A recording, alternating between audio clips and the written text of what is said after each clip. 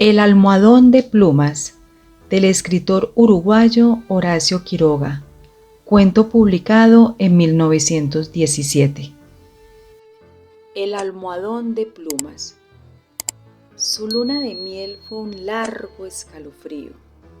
Rubia, angelical y tímida, el carácter duro de su marido heló sus soñadas niñerías de novia. Lo quería mucho. Sin embargo, a veces con un ligero estremecimiento, cuando volviendo de noche juntos por la calle, echaba una furtiva mirada a la alta estatura de Jordán, mudo desde hacía una hora. Él por su parte la amaba profundamente sin darlo a conocer. Durante 3 meses, se habían casado en abril, vivieron una dicha especial. Sin duda hubiera ella deseado menos severidad en ese rígido cielo de amor, más expansiva e incauta ternura, pero el impasible semblante de su marido la contenía siempre. La casa en que vivía influía un poco en sus estremecimientos. La blancura del patio silencioso, frisos, columnas y estatuas de mármol, producía una otoñal impresión de palacio encantado. Dentro, el brillo glacial del estuco, sin el más leve rasguño en las altas paredes, afirmaba aquella sensación de desapacible frío. Al cruzar de una pieza a otra, los pasos hallaban eco en toda la casa, como si un largo abandono hubiera sensibilizado su resonancia. En ese extraño nido de amor, Alicia pasó todo el otoño. No obstante, había concluido por echar un velo sobre sus antiguos sueños y aún vivía dormida en la casa hostil, sin querer pensar en nada hasta que llegaba su marido. No es raro que adelgazara. Tuvo un ligero ataque de influenza que se arrastró insidiosamente días y días. Alicia no se reponía nunca. Al fin una tarde pudo salir al jardín apoyada en el brazo de él. Miraba indiferente a uno y otro lado. De pronto Jordán, con honda ternura, le pasó la mano por la cabeza y Alicia rompió enseguida en sollozos, echándole los brazos al cuello. Lloró largamente, todo su espanto callado, redoblando el llanto a la menor tentativa de caricia. Luego los sollozos fueron retardándose y aún quedó largo rato escondida en su cuello, sin moverse ni decir una palabra. Fue ese el último día que Alicia estuvo levantada. Al día siguiente amaneció desvanecida. El médico de Jordán la examinó con suma atención, ordenándole calma y descanso absolutos. No sé, le dijo a Jordán en la puerta de calle, con la voz todavía baja. Tiene una gran debilidad que no me explico, y sin vómitos, nada. Si mañana se despierta como hoy, llámeme enseguida. Al otro día, Alicia seguía peor. Hubo consulta. Constatóse una anemia de marcha agudísima, completamente inexplicable. Alicia no tuvo más desmayos, pero se iba visiblemente a la muerte. Todo el día el dormitorio estaba con las luces prendidas y en pleno silencio. Pasábase horas sin oír el menor ruido. Alicia dormitaba. Jordán vivía casi en la sala, también con toda la luz encendida. Paseábase sin cesar de un extremo a otro con incansable obstinación. La alfombra ahogaba sus pesos. A ratos entraba en el dormitorio y proseguía su mudo vaivén a lo largo de la cama, mirando a su mujer cada vez que caminaba en su dirección. Pronto Alicia comenzó a tener alucinaciones, confusas y flotantes al principio y que descendieron luego a ras del suelo. La joven, con los ojos desmesuradamente abiertos, no hacía sino mirar la alfombra a uno y otro lado del respaldo de la cama. Una noche se quedó de repente mirando fijamente. Al rato abrió la boca para gritar y sus narices y labios se perlaron de sudor. «Jordán, Jordán», clamó rígida de espanto sin dejar de mirar la alfombra. Jordán corrió al dormitorio y al verlo aparecer Alicia dio un alarido de horror. «Soy yo, Alicia, soy yo». Alicia lo miró con extravío, miró la alfombra, volvió a mirarlo y después de largo rato de estupefacta confrontación se serenó. Sonrió y tomó entre las suyas la mano de su marido, acariciándola temblando. Entre sus alucinaciones más porfiadas hubo un antropoide apoyado en la alfombra sobre los dedos que tenía fijos en ella los ojos. Los médicos volvieron inútilmente.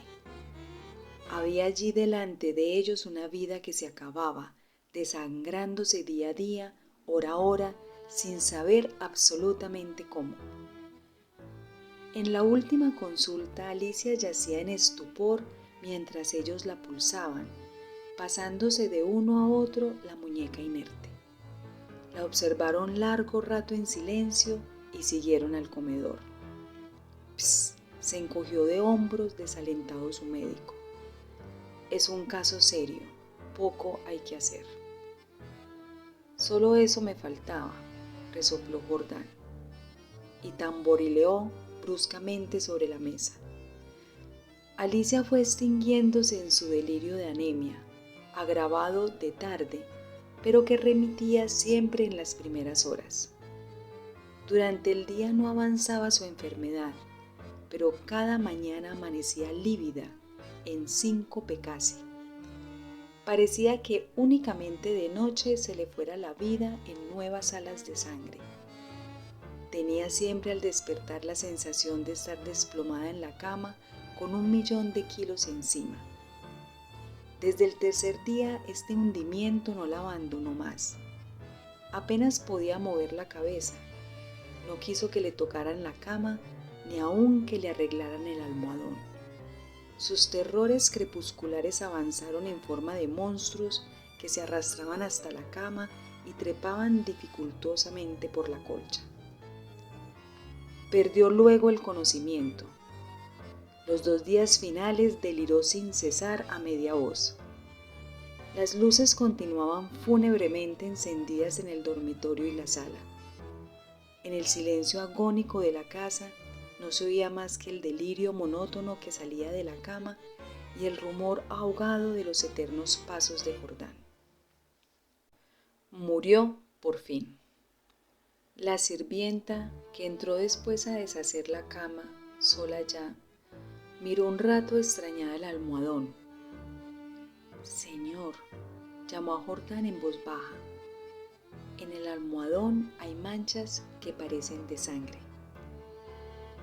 Jordán se acercó rápidamente y se dobló a su vez. Efectivamente, sobre la funda, a ambos lados del hueco que había dejado la cabeza de Alicia, se veían manchitas oscuras. «Parecen picaduras», murmuró la sirvienta después de un rato de inmóvil observación. «Levántelo a la luz», le dijo Jordán. La sirvienta lo levantó, pero enseguida lo dejó caer y se quedó mirando a aquel, lívida y temblando. Sin saber por qué, Jordán sintió que los cabellos se le erizaban. «¿Qué hay?», murmuró con la voz ronca. «Pesa mucho», articuló la sirvienta sin dejar de temblar. Jordán lo levantó. Pesaba extraordinariamente. Salieron con él y sobre la mesa del comedor Jordán cortó funda y envoltura de un tajo. Las plumas superiores volaron y la sirvienta dio un grito de horror con toda la boca abierta, llevándose las manos crispadas a los bandos. Sobre el fondo, entre las plumas, moviendo lentamente las patas velludas, había un animal monstruoso, una bola viviente y viscosa. Estaba tan hinchado que apenas se le pronunciaba la boca. Noche a noche, desde que Alicia había caído en cama, había aplicado sigilosamente su boca, su trompa mejor dicho, a las sienes de aquella, chupándole la sangre. La picadura era casi imperceptible. La remoción diaria del almohadón había impedido sin duda su desarrollo, pero desde que la joven no pudo moverse, la succión fue vertiginosa. En 5 días, en 5 noches, había vaciado a Alicia. Estos parásitos de las aves, diminutos en el medio habitual, llegan a adquirir en ciertas condiciones proporciones enormes. La sangre humana parece serles particularmente favorable, y no es raro hallarlos en los almohadones de pluma. Fin. Horacio Silvestre Quiroga nació en Uruguay el 31 de diciembre de 1878. Dramaturgo, poeta, considerado uno de los mayores cuentistas latinoamericanos de todos los tiempos, su obra se sitúa entre la declinación del modernismo y la emergencia de las vanguardias. Estudió en Montevideo y muy joven comenzó a interesarse por la literatura. Consideró a Edgar Allan Poe como su principal maestro. Escribió su primer cuaderno de poesías entre 1894 y 1897. Luego, inspirado en su primera novia, escribió Una estación de amor y fundó en su ciudad natal la revista de Salto. Marchó luego a Europa, donde conoció a Rubén Darío y resumió sus recuerdos de esta experiencia en Diario de viaje a París, 1900. A su regreso fundó un cenáculo modernista que presidió la vida literaria de Montevideo. Las tragedias marcaron la vida del escritor.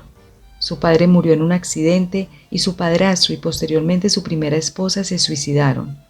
Además, Quiroga mató accidentalmente de un disparo a su amigo Federico Ferrando, hecho que lo llevó a disolver el cenáculo y abandonar Uruguay para pasar a Argentina.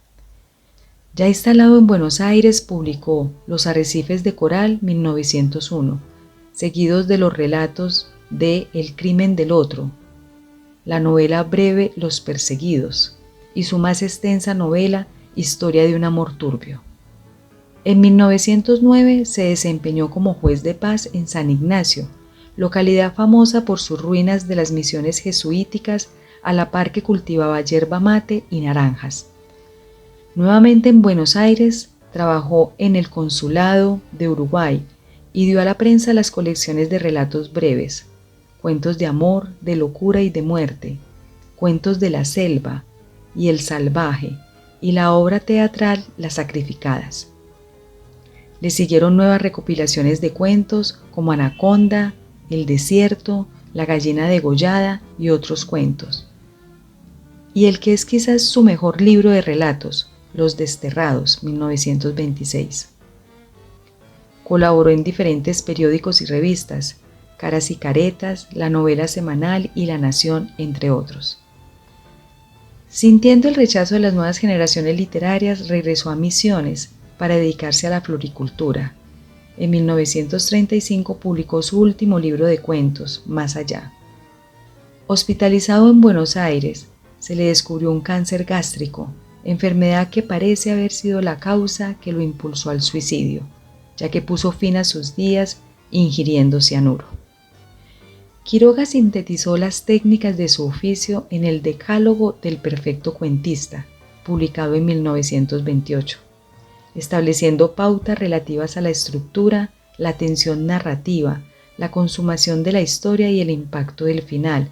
En este texto manifestó sus ideas sobre el cuento como unidad emocional y apuntó sus modelos preferidos: Edgar Allan Poe, Rudyard Kipling, Guy de Maupassant y Anton Chejov, autores que habían de dejar huella en algunos de sus relatos, en los que también puede rastrearse la influencia de Conrad, Jack London y Dostoyevsky. Sus primeros intentos fueron meras imitaciones de Poe, con quien compartía una especial preferencia por la violencia y la locura. Sus relatos más característicos dramatizan la pugna entre la razón y la voluntad humana por una parte y el azar o la naturaleza por otra. Su fuerza se fundamenta más que en un minucioso y detallado análisis psicológico, en el estudio de la conducta humana en condiciones extremas. En la última parte de su producción, sus cuentos experimentaron un giro considerable. En Los Desterrados, por ejemplo, las narraciones aparecen menos estructuradas y generalmente más próximas a los estudios de caracteres. Horacio Quiroga destiló una notoria precisión de estilo que le permitió narrar magistralmente la violencia y el horror que se esconden detrás de la aparente apacibilidad de la naturaleza. Muchos de sus relatos tienen por escenario la selva de Misiones, lugar donde Quiroga residió largos años y del que extrajo situaciones y personajes para sus narraciones.